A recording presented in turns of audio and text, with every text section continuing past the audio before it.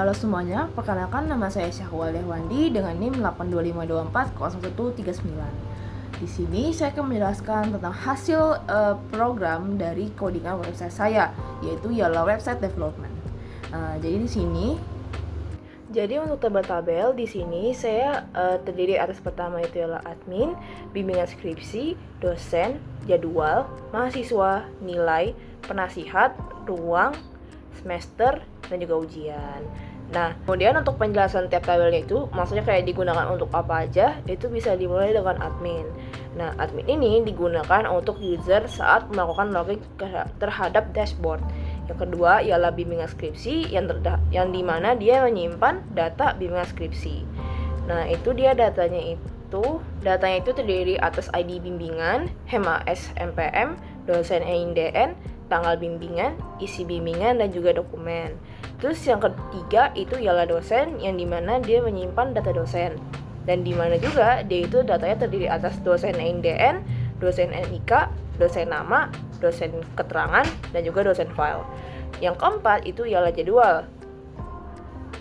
Jadwal itu dia menyimpan data jadwal untuk mahasiswa melakukan ujian. Yang pertama ialah isinya itu ID jadwal, ID ruang, tanggal, dan juga jam. Dan yang kelima itu ialah mahasiswa, yang dimana dia menyimpan data mahasiswa. Yang pertama itu ialah MHS MPM, MHS nama, MHS alamat, MHS DOB, MHS KET, dan selanjutnya itu ialah nilai, yang dimana dia menyimpan nilai mahasiswa. Nah, data itu terdiri atas ID nilai, ID jadwal, MHS MPM, MHS nama, MHS file, nilai pembimbing, nilai penguji 1, dan nilai akhir. Nah, terus di sini saya juga ada tabel penasihat. Yang pertama itu dia datanya terdiri atas MHS MPM, dosen EINDN, tapi saya itu nama itu dosen EINDM, terus penasihat file, dan juga penasihat atau penasihat keterangan. Terus di sini ada ruang, yang dimana dia isi itu ialah ID ruang, nama ruang, lokasi, dan kapasitas. Terus yang seterusnya itu ialah semester atau peserta skripsi, yang dimana dia isinya itu terdiri atas MHS MPM, peserta SMT, peserta TH, AKD, peserta tanggal daftar, peserta judul, peserta dokumen, dosen EINDN, dan penjelasan sebagai tambahan. Di sini dia menyimpan suatu data yang full mengenai peserta skripsi, yang dimana ya dia itu mengambil data dari mahasiswa, terus dia juga mengambil data dari dosen juga. Nah, di situ yang terakhir itu ialah ujian, yang dimana itu digunakan untuk mahasiswa melakukan ujian. Nah, di situ dia isi datanya adalah ID ujian, ID bimbingan, tanggal ujian, waktu ujian, dan juga foto ujian. Nah, jadi untuk tabel yang saya tambahkan itu ialah terdiri atas ruang, jadwal, dan juga nilai. Jadi di ruang itu dia memiliki suatu relationship dengan jadwal, yang dimana satu ruang itu bisa dipakai banyak jadwal. Terus yang kedua ialah jadwal juga memiliki relationship terhadap nilai, yaitu ialah satu jadwal ujian memiliki satu set nilai. Dan yang terakhir ialah nilai itu memiliki relationship terhadap ruang, yaitu dia termasuk ke indirect relationship, yang dimana melalui jadwal nilai itu akan otomatis terkait dengan ruang itu sendiri. Jadi di sini terdapat menu front end, yang dimana kita bisa melihat di sini ada logo. Maksud saya di navigasi barnya itu terdapat dari logonya, home, navbar, link, dan lain-lain. Nah, apabila kita tekan link, maka itu kan menuju ke peta Untar. Dan apabila kita ke bagian judul skripsi, maka akan muncul data dari judul skripsi dan lain-lain sebagainya. Nah, di sini ada bagian gambar dari beberapa foto yang bisa kita geser, itu digunakan dari website saya juga. Nah, ketika kita scroll ke bawah, itu di bagian kiri itu ada dari hasil judul skripsi, dan yang di kanan itu terdapat data-data juga. Jadi kedua dari yang di bawah setelah gambar itu termasuk pemanggilan data.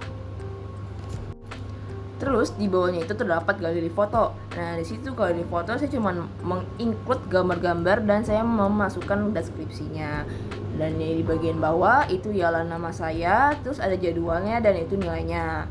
Nah, dari ketiga kategori yang paling bawah itu merupakan hasil dari tabel relationship, yang dimana itu terdiri atas jadwal, nilai, dan juga ruang. Nah, itu merupakan ketiga hasil data tambahan. Nah, setelah kita melihat front end, maka kita akan ke back end. Yang dimana ketika kita menekan login, maka akan masuk ke dalam menu login. Yang dimana untuk login ini sudah otomatis, sudah otomatis di website sudah bisa masuk. Jadi tinggal masuk saja, dan pas login itu terdapat dashboard. Nah, di dashboard ini digunakan untuk memasukkan data yang bakal itu dimunculkan ke dalam front end-nya. Nah, itu misalnya contohnya salah satunya kita bisa masukkan data skripsi. Nah, kalau misalnya kita masukkan ke data skripsi, kita ke skripsi bagian dahulu maksudnya. Nah, itu pas di bagian skripsi ada datanya banyak sekali. Nah, itu kita tinggal ketik dan pencet saja. Nah, setelah kita melakukan submit, maka datanya muncul di bagian tabel yang bawah. Nah, di situ kita bisa melakukan search, update, dan juga delete. Contohnya misalnya kita search dulu, misalnya kita masukkan ke kategori salah satu dari namanya, maka akan muncul dengan nama-nama yang sama. Nah, apabila kita melakukan update, maka data yang sebelumnya akan muncul. Jadi kita bisa input data-data yang lain. Misalnya saya mau mengubah data yang ada di salah satu file skripsi. Nah, setelah dipencetnya simpan, maka datanya itu akan kesimpan juga. Alhasil datanya akan berbeda. Dan kita juga bisa melakukan delete. Contoh itu misalnya delete, nah maka datanya akan terhapus. Nah, misalnya kita tambahin aja nih, kita biarkan saja dan kita langsung masuk back ke front end.